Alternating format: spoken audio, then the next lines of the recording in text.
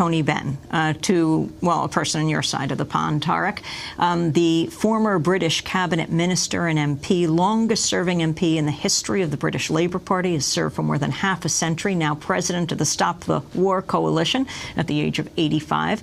I asked Tony Benn to talk about the former Prime Minister, Tony Blair. Mr. Blair misled the House of Commons. He told them things which were not true, under instructions from President George W. Bush, and as a result of that persuaded the House of Commons to vote for the war. One calculation is that over 1 million Iraqis have died as a result of the conflict. And what was achieved by it? Nothing. So I think he will have to live till the day he dies with the knowledge that he was guilty of a war crime and the tragedies, human tragedies that followed from it. Do you think the former Prime Minister, Tony Blair, should be charged with war crimes? Well, I'm not in favor of the War Crimes Tribunal idea. I mean, I listened to the judgment in 1945 when I was a student. I heard all the judgments coming out of the Nuremberg trial. But now it's too simple to find one man and hang him. I mean, actually, the responsibility for war is very widely shared. I've been converted by Archbishop Desmond Tutu to the idea of truth and reconciliation. If you bring out the truth, it reconciles people to each other. So I think if there was a tribunal that said war crimes had been committed, I would be in favor of that, but I wouldn't put Mr. Blair on trial. The hearings that have been held in Britain, we haven't had them in the United States, on the start of the Iraq War. Yes.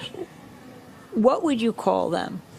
Well, the Chilcot inquiry, which is the ones going on at the moment, is a sort of academic study of our relations with Iraq. And I think it was a dodging the real issue, which was it legal to go to war? At the same time, a lot of information has come out of the inquiry, which is obviously true and will clarify the question of war crimes liability. So in that sense, I think it's done some good. Your thoughts on President Obama today?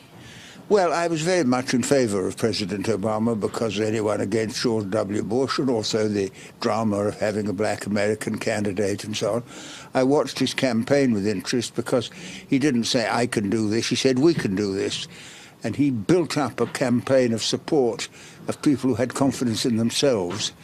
And I think a lot of the things he's done, the national health care improvements that have been made, and the approach to the Muslim world, the approach to Russia about nuclear and so on would have been good. But on the Afghan war, totally wrong.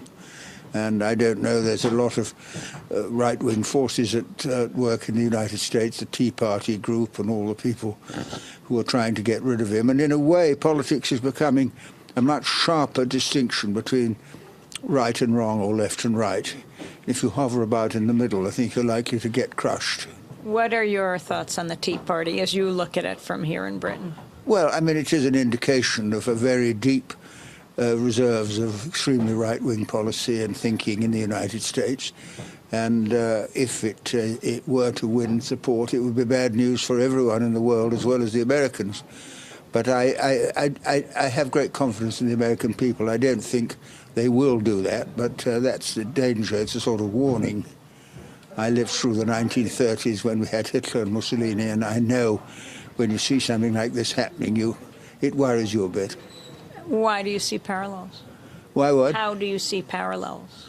Well, the extreme right-wing views tend to be emerge as a sort of innocent and then develop in ways that are not very good.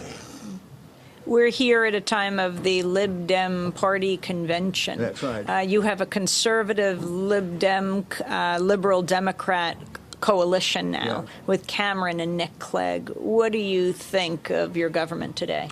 Well, the Conservatives didn't win a majority, and they have brought the Liberals into a coalition, and they have offered some Liberal leaders seats in the cabinet and so on. And in that way, they have acquired the Liberal Party. They've done it because their main purpose was to make massive cuts in public expenditure. So now the Liberal Party, which did have, in part, quite a radical record in the past, have sold themselves completely to the Conservatives. And I think the coalition government will not last for all that long, but we shall have to see. The main thing is the cuts are so serious, they're going to affect the living standards of thousands of people who lose their jobs, lose their homes, lose their benefits, lose their pensions. And that is going to create a very powerful mood of resistance in Britain. What do you think has to happen now? I think there'll have to be action in which the trade unions and community groups get together and simply decide they won't accept what's proposed.